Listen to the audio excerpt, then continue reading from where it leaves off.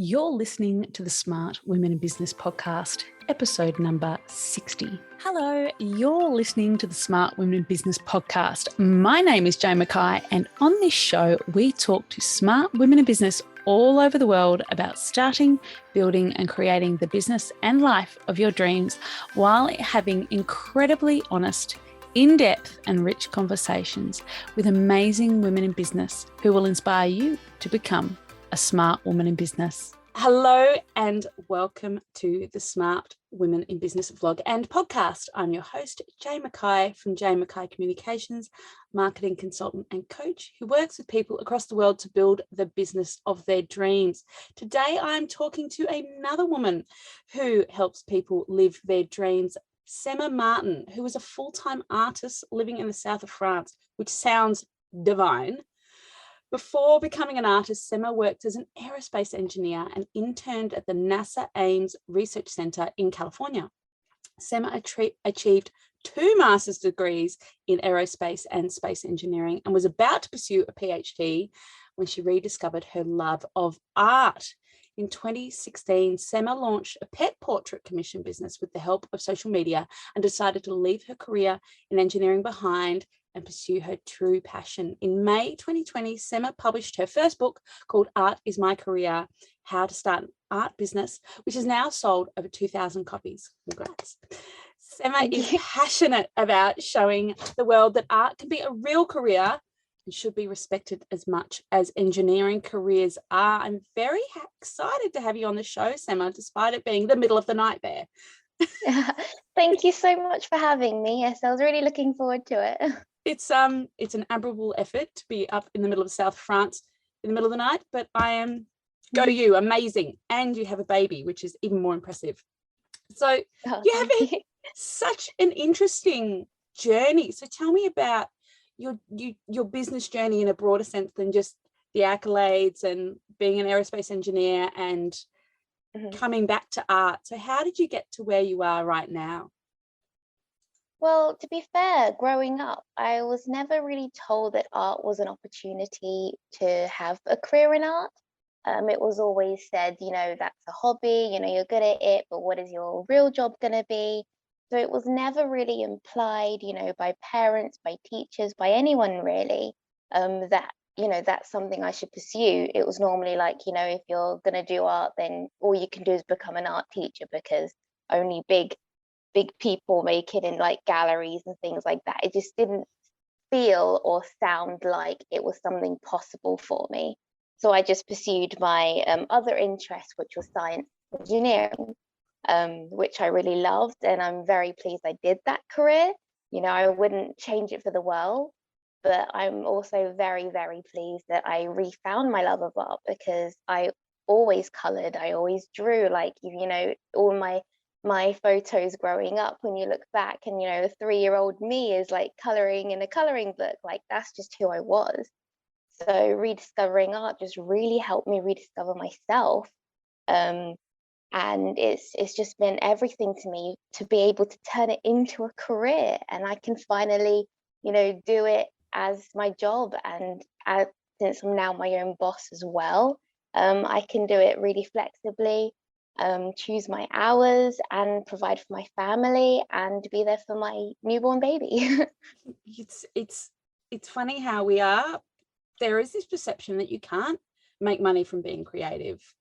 In careers counselors have a lot to answer for, but we're always pushed into those traditional sort of streams of income, the very conventional accounting, law, medicine, all the conventional ones. Yet I have many friends who are artists and make money from their art, and yes, the world needs creativity. Not told about them. No, we're not told about them. Because it's completely possible, because I'm doing it and I know so many others that are doing it, but you're just not told about those success stories. You're not told about the different ways of doing it, because becoming an artist doesn't mean you're only successful in art galleries. I've done it from a completely different way of being my own boss, being my own marketer, being my own entrepreneur when it comes to the business side of my art, and just doing it all myself. And through social media has been an amazing impact on the art industry because artists can market themselves. We don't need to rely on galleries and agencies and things like that anymore. We can just use social media to show the world what we can create. And it's amazing. I was born at the right time. Thank you, social. I often talk about how social's facilitated my business because I live rurally in the middle of like nowhere, town, less than 1,000 people, but I work with clients across the world, and that's translates into you can have an art business that is global. Yes, with the help of social media. Yeah, because me and my husband were like, well, we both work from home. And we were like, where would we live if we could pick anywhere? Where would it be? Like, and it wasn't hypothetical to us because we worked from home. We could move anywhere, which is why we decided to move to the south of France. It's nice weather. It's a beautiful place. Yes, it's beautiful. It's lovely, and it's just a different style of living, and it's a nicer way of life than where we were in the middle of Wales, where it rained all the time. My grandma was born in Wales, and yes, it rains all the time. Yeah, it's a beautiful place, but yes, it rains all the time. And half my family is still in the UK, and I visit and I go, wow, it really, the stereotypes about the UK, I love it. It's like my mother's homeland, but wow, it really does rain. It's the opposite of where I am in Australia. Exactly. So you started off in pet portraiture, and I know some very successful pet portrait people. How did you evolve then into, you wrote a book, you're doing other art full time? What were the signs it was time to evolve, and how did you navigate that? Well, I still do the pet portrait commissions. They're still sort of my main income. Because I just love doing pet portraits. Like it gives me so much joy to be able to do these portraits for people, because they're so thankful and happy, and it means so much to them to be able to create these portraits for them, and then it goes on their wall. And I just love knowing that I've created all these portraits for people all over the world, and so I'm never going to stop doing that. I have two very the most beautiful bunnies actually in the whole world. So my daughter does portraits of them for me. Oh, they're just gorgeous. That's anyway, wonderful. People do love the pets. We really do. Sorry, anyway, and then you went into writing a book. Them. And they're gorgeous. Anyway, sorry, don't get me started on my pets. You can talk about your buddies if you want to. Except when they're coming in here and eating the internet cable, but we won't talk about that. Oh no. So you ended up writing a book, which is amazing. So before it wasn't really going to be a book. It was actually started off as a blog post, because I was getting a lot of new pet portrait. It was like 4 years into my business, so I'd been full-time for like 3.5 years, and I kept getting a lot of questions from new pet portrait artists, or just new artists in general, asking me loads of like business questions.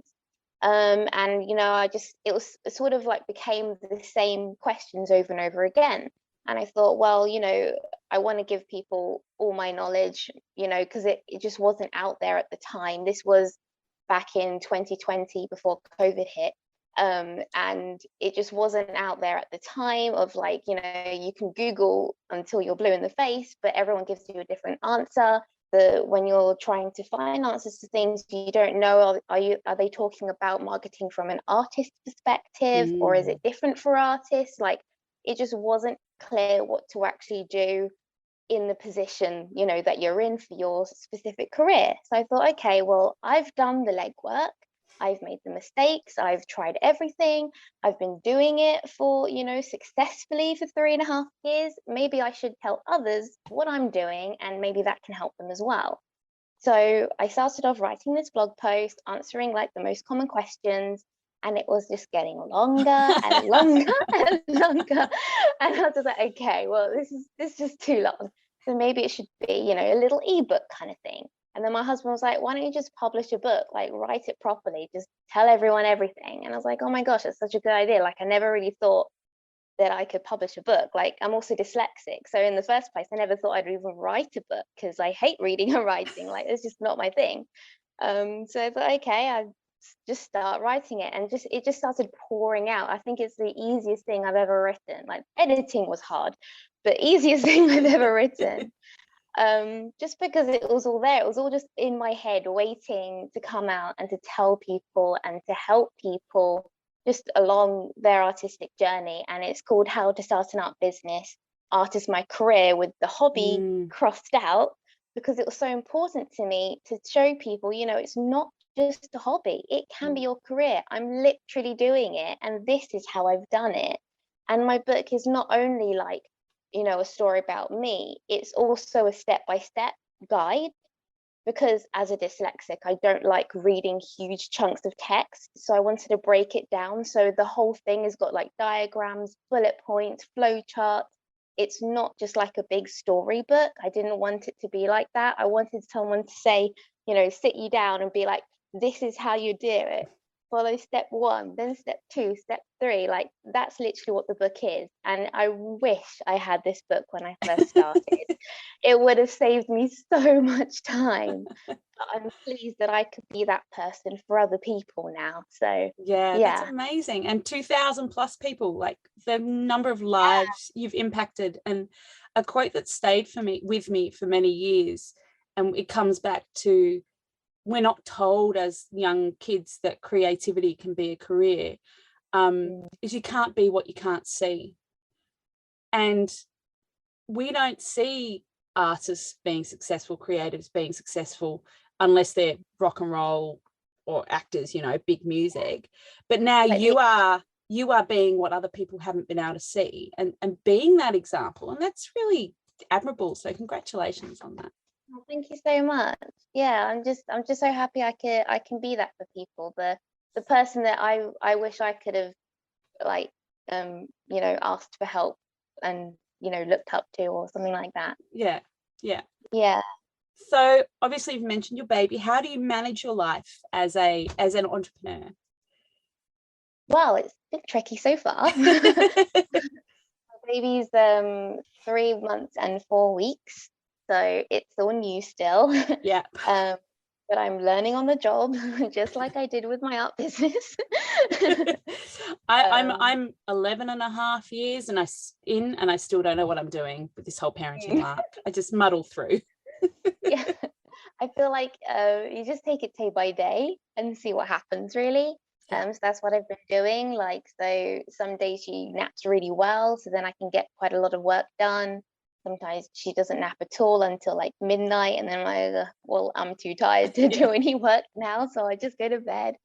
But yeah, I have been managing to get about 3 hours of work in a day, which, comparatively, when I used to have endless time, it's not a lot, but it's really helped me prioritize what's necessary for my business.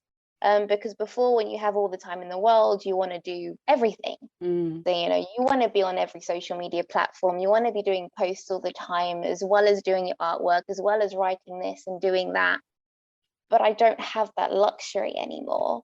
So it's really helped me, understand, okay, what is the most important parts of my business? What needs me? What can't do without me? What can potter along without me? And that kind of thing. And that's actually been really helpful, because I feel like I've just streamlined things and made sure that, my business keeps going, and is, still supporting me and my family. But I'm just using my, very limited time on the most important things, which is right now the portrait commissions. They don't draw themselves. No. Not yet. Yes. So they're my priority. Absolutely. And things like my art community, because I've built this website now, which is called artismycareer.com, where I've also put a lot of articles and knowledge, bits and pieces, like, how to create certificates of authenticity for your artwork, how to photograph your artwork, lots of bits and bobs like that. All about image licensing, anything that artists sort of like have questions about, that I haven't really covered in my book, because these are all new things that I've learned on the go as well. I've put into this website. So I've been trying to, like, build it as I go. I did a lot while I was pregnant. But now I try and write like a new article every week or so, and keep building that website slowly, just to help artists, when I remember how to do something, or I've just learned how to do something new, it's like, oh, I better write about that and tell everyone else how to do it. Otherwise, no one's going to know. Everyone will be stuck like I was. Exactly. Yeah. So bits and bobs like that, that's not the priority, but it's nice to do when I can. So yeah, definitely my limited time has really helped me streamline my business a lot better. Yeah, you get very efficient once you have kids. Definitely. And the time you do have is very productive. Like very. I remember having my son, who's now almost 8, in one of those electronic rockers outside the study. And he would just chill there and nap there. And I'd just be like working. And then pay attention to him. And then he'd go back down. I'd be working. And that's just how you have to do it. So obviously you're in a time of transition. You've got a newborn baby. But what does a great day in the office look like to you? And I think I probably guessed this. Well, I guess, I don't really spend much time in the office anymore, but in between when she's napping, I like to start off by going through comments on social media, emailing people back. I always like to make sure I do that at least every day. You don't want to keep anybody waiting, especially if there's any commission inquiries or someone's asking a question about something. Your customers come first in your business. That's the most important thing, otherwise you won't have a business. So I like to do that in the mornings, as soon as I can, basically. So I go through comments, I go through emails, replying to anything that I need to. And then the next free time I get, I would be looking at my schedule. So I've got my commission schedule, looking at the upcoming portraits, making sure I've got the images and things for those, making sure my customers know when I'm starting their portraits. I like to keep everybody updated because, again, as a commission artist, customer communication is really important. You don't want to leave people hanging. You need to keep them updated. You need to keep telling them, okay, I'm starting it this time, is this the right picture? Is this the changes you want me to make? Make sure that flow of communication keeps going and you're not just dropped off the face of the earth as soon as you have their money. Because you don't want to do that at all. No, ever. And especially things like, before I had my baby, like I was running slightly late with the commissions and I let my customers know, and I ended up finishing one of them straight after I had her. That was kind of hard, but I let them know and I keep them in the loop, and they were totally fine with it. They were like, take your time, take a few more weeks if you need to. Like, they don't need it right now. They understand that I've just had a child, and but they wouldn't have been like that if I just blanked them and didn't say anything. It's so important just to keep your customers in the loop. So I do things like that, and then normally towards the end of the day, when my baby's asleep, then I would draw, because I need to sort of be in the artistic zone for that, and I need no interruptions and kind of thing, at least for an hour. And then I just draw for the rest of the night until I go to bed. Oh, nice. It's my daughter is an artist. We've always got pencils and stuff and all over the floor. Anyway, I have to calm, just ignore that is the something clutter. I have to change about my studio. As soon as she starts grabbing and walking and falling, and she started rolling now, so I can't leave her unattended at all on the floor mat. They're so easy when they're immobile. Oh my goodness, like she only started rolling last week, so it's just been a nightmare. Like, I put her down, I turn around to get something, and she's on her front. It's like, where are you? What are you doing? Where did you go and what are you eating? Oh, it's so funny. Exactly. I remember that very well. Oh my gosh. So what are your favorite tools to be productive and efficient in your business? So I have my diary. I write everything in my diary. I like to time things. Before I had my child, I was very good at sticking to my times, and now I can't really that well. She sort of tells me when I can work. But I like to schedule times. I like time blocking because it just really helps me focus on that one task. So it's like, from 8 till 9, I'm just going to focus on social media and schedule my posts and that kind of thing. I find time blocking so useful. Me too. And I use things like Later, or even Canva does scheduling now. You can schedule posts on Canva. So I've been using that recently to schedule things and to make my posts and stuff like that. I really love Canva. It's such a good, so good. app. And they've made it so much better. I was like, oh my goodness, I love it. So I'm a camera pro now, and I just love it. It's not even that expensive, and it's just so good with the amount of things you can do. Revolutionized how people can work in their business, and I love it. And I even as a designer, I use Canva because it's just so much easier. Yeah, because I've got Photoshop and everything, and I do use Photoshop, but Canva just makes it so much easier, because like with the click of the button you can remove the background. It's like, what? Great. Where was this 10 years ago now? Exactly. So much easier. So I love using Canva, and I also have like a spreadsheet of all my commissions, and I have my schedule and all that kind of stuff. So I love Microsoft Excel. And then I use social media like Instagram and Facebook to actually get my clients, and Squarespace for my website. I love Squarespace. I've been through so many. Like when I first started, I was on Wix, and it wasn't good 5 years ago. I think it is better now. From some people I've heard they really like it, but I didn't like it 5 years ago. Squarespace is amazing. It's another thing. It's democratized design. For people who aren't, it just makes everything so much easier to make it look nice. It's hard not to have a nice looking website using Squarespace. So I love Squarespace. MailChimp for email stuff. Building your email list is so important, because you don't want to be completely reliant on social media. Like when you've got those emails and you've got that person's information, that's yours. If social media goes out tomorrow, you've still got those clients on your email list. So I would say like that.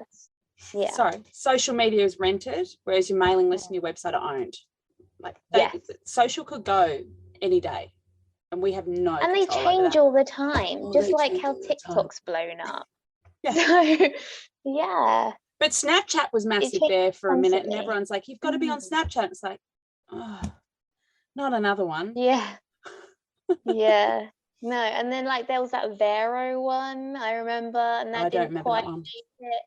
I was on that for a bit, and then that didn't really do anything. And so it will come and go, and it's so important to like try and build those sustainable things like your website, like your email mailing list, because those are the things that you have control over.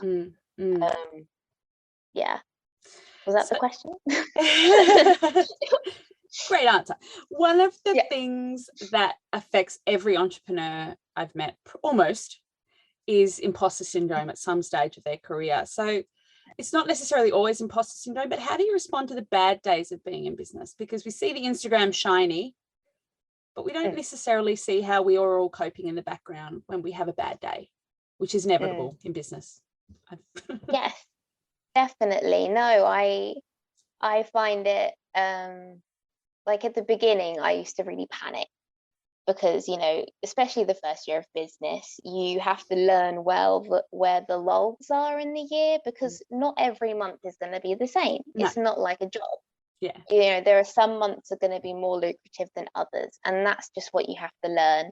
Keep track of that and make sure that you save for those months where you don't earn as much from the months when you do. So the first year of doing that was kind of scary, and it was the first time I hadn't had an income, and I just dropped everything and was like, oh no, I'm drawing cats for a living now. Is this the right thing to do? I can now tell the past Sema that yes, it was the right thing to do. But at the time I was incredibly scared, like everybody is when they first do that kind of thing. And I think looking back, it's really important to just keep going, but also keep going at the right thing, you know, what's actually helping you, what's helping your business move forward, where do you want to take your business as well?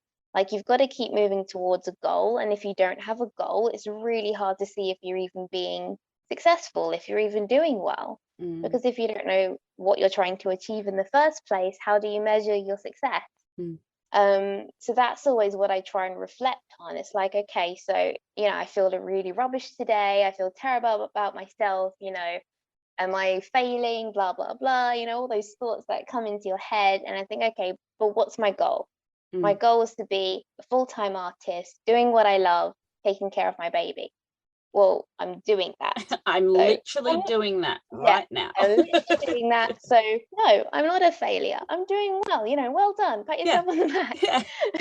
You know, and that's why it's so important to have goals, because then you can reflect on them. And if you're not there, then okay, how are you going to get there? So like my next goal would be, you know, to create a body of work so I could, you know, sell prints and things like that. What have I done today to take myself towards that? Well, I've done some research in some subjects, and I've thought about what that body of work could be. Great, that's a small step. You know, I haven't completed any artwork, but I've taken the step towards maybe completing an artwork, you know, and that's sort of how you have to think about it. I think it really helps in those dark days to just think about, okay, what have I done? Where am I going? And how can I get there? And it really does help me to think that way, because I do have countless days when I just feel terrible. And I think everybody does. It doesn't matter how successful or how, you know, amazing your life looks on the outside to other people. Everybody has rubbish days. So that's sort of how I pick myself up. How, you mentioned this earlier, you mentioned your community. How do you maintain your sense of community while working alone, although your husband is there co-working with you? But yeah. Yeah, well, being an artist is quite a solitary career, because, you know, you just sit down and draw and paint all day by yourself. You don't really do, it's not really a group activity. But I founded like this community, so it's called the Art is My Career community on Facebook. So anyone who bought my book is now on this community group, and we all discuss things and help each other through like business questions or any other questions if people need help on something. If you know, we just want feedback on like logo designs or literally anything really. Like, it's really helped me and others to just chat about stuff, which is we didn't really have that before. Well, I didn't have that before. You know, if you've come up with some business card designs, who do you ask? If you don't have, like, I normally always ask my husband, but if you don't have someone who's sort of business minded or artistic minded and that just agree with you all the time, you know, who are you going to ask for feedback? And that's what I created this community for. And it's been so helpful and so wonderful. And I really appreciate everybody that's joined this community. I'm trying to build it, you know, as big as I can to help as many people as I can. Because also on my social media, Art is My Career on Instagram, there's a community building there.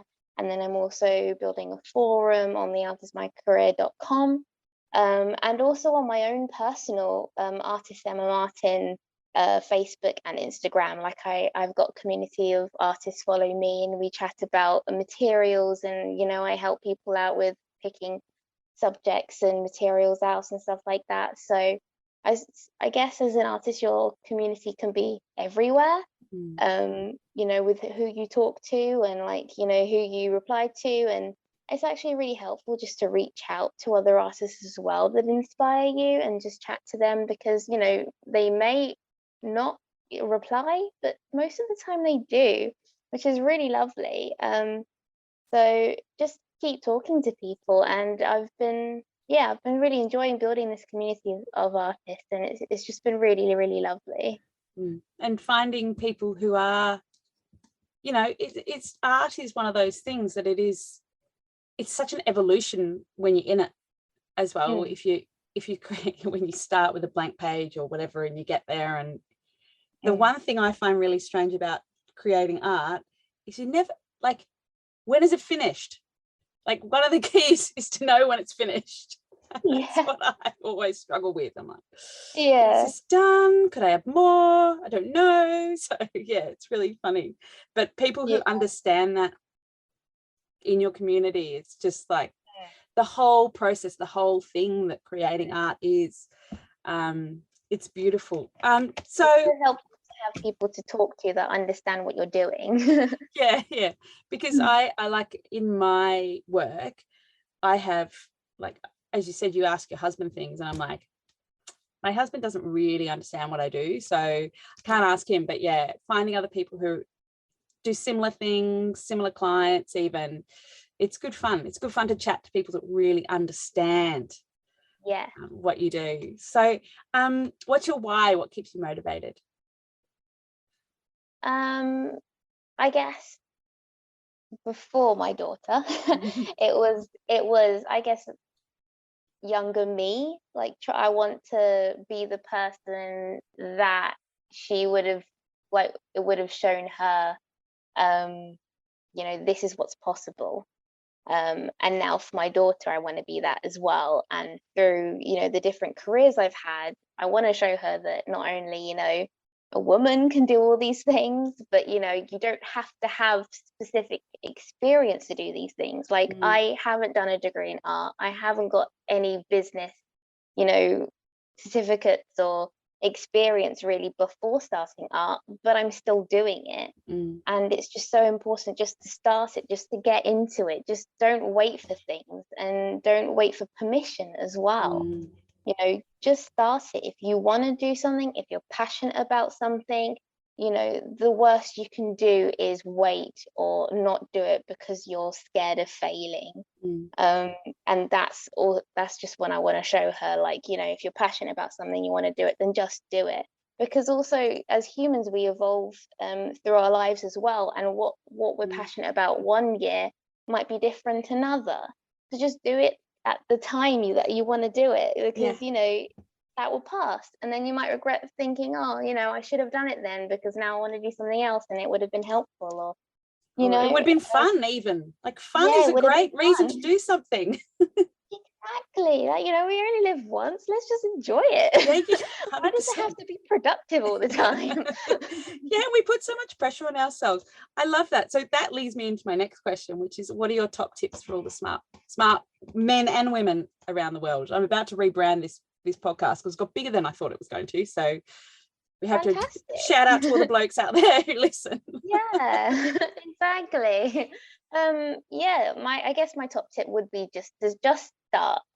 Don't wait till everything's perfect. Don't wait till you've got enough money to build a website and get business cards and blah blah blah blah blah. Like, there's a never-ending to-do list when it comes with a business. So just start and do it along the way is what I'd say. And get yourself out there, because starting implies that you need to find your audience, find your customers, show them that you exist. You can get your proof of concept that way. You can figure out if your business is going to work, no matter what your business is, whether you're going to be an artist or a musician or literally anything, product design.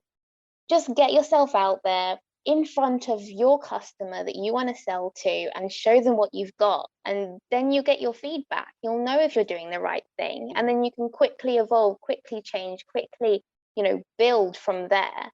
If you don't know, if you don't start, if you've just got this idea and you never tell anyone and you never share it, then you're never going to know if it's any good. Yeah. And there's so many incredibly talented people who just never put themselves out there. They're just drawing quietly. It's very scary. It's never terrifying. Not going to be scary. Yes, it's never not going to be scary. But the difference between the people that are successful and the people that are not is because they tried. Yeah. They just put themselves out there. They did it, and look, it's worked. Yeah, they got visible, and that's it. So that's the only difference. Yeah, 100%. I'll put all your links in the show notes, but where can people find out more about you and what you do, and buy your book? Yes. So if you want to know more about art and business, you can go to artismycareer.com. My personal website, semamartin.com, is where you can commission me to do your pet. My bunnies. Yes. And I'm also on Instagram and Facebook with Art is My Career and artist Sema Martin. And you can also buy my book on Amazon. Just type in Art is My Career on Amazon and it should come up. I also do workbooks as well to help people through specific types of business like PR, how to do storytelling, marketing, commission logbook, how to log your commissions and, be really structured and scheduled with that. So they're all under my author name on Amazon as well. So, Brilliant. yeah. Amazing. Well, thank you so much for your time today, Sema. I've really enjoyed speaking with you. Thank you so much for having me. I was really excited about this. Thanks for listening to the Smart Women in Business podcast. If you'd like access to the show notes, please visit my website, janemackaycommunications.com.au/blog. If you've enjoyed this episode and would like to hear more, please don't forget to subscribe. Until next time, keep on being a smart woman in business.